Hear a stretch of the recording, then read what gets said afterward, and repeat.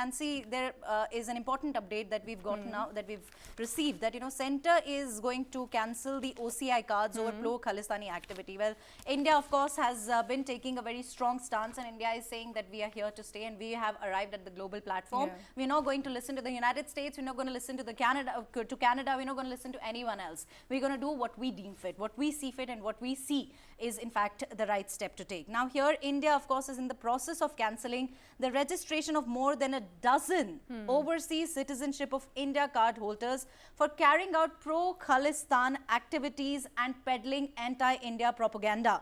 Now, this is in fact what two people have told various websites who are in fact aware of the development. Now, this move comes in the backdrop of India suspending visa services in its Canadian missions and directing Canada to cut its diplomatic staff in India. New Delhi has also expelled, in fact, a senior Canadian diplomat after an Indian diplomat was expelled by Ottawa. A quick update on that. I mean, it's I don't know if many people noticed it, well, but all this was done, when the Canadian Prime Minister, said whatever he had to about India and, about India's alleged involvement.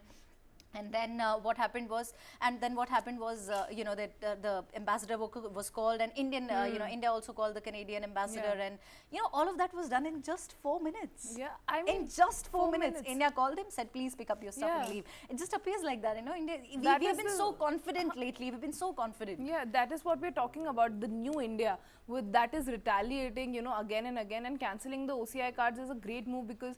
Overseas citizenship is just not a political, it's not a political entry, but I was reading about it. It says that OCI doesn't confer political right, it is in fact a multiple entry, multi-purpose, lifelong visa for Indian origin people living abroad. So, you cannot be a citizen of India and you cannot go into foreign soil and then just, get involved in anti-India activities. I mean, that is not something that the new India is going to tolerate.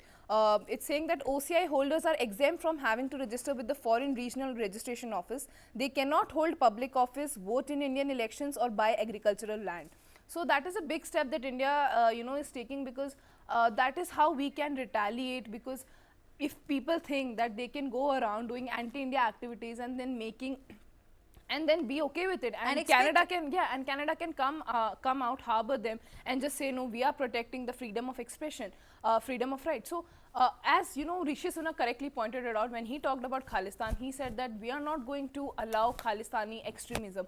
We support freedom of speech as well, but this is not going to come in between. We are not going to let it go to extremism. If there is hate crime, if there is anti-India statements made by the Khalistani activities, so it doesn't matter. It's not their freedom of speech anymore. So that is something that I think Trudeau is failing to understand, that over your own national interests, or over your not even national interests, over your own political gains, because there are 18 MPs who are 6 in Canada, and that is, by the way, that number is more than what India has. India has, definitely. Absolutely. And the way Trudeau has India has around 13 MPs, if I'm not wrong. Definitely. And the kind of influence they held in Canada, that is understandable, but Trudeau is trying to be wooing the Sikh community for the longest of time. But he also has to understand, just for his electoral gains, just for his own political interest, he cannot be, he cannot put the ties he has with India at risk. Nancy, you are expecting too much from a politician, wouldn't you say that? I mean, they could do anything to just stay in power. They could do anything. Well, of course,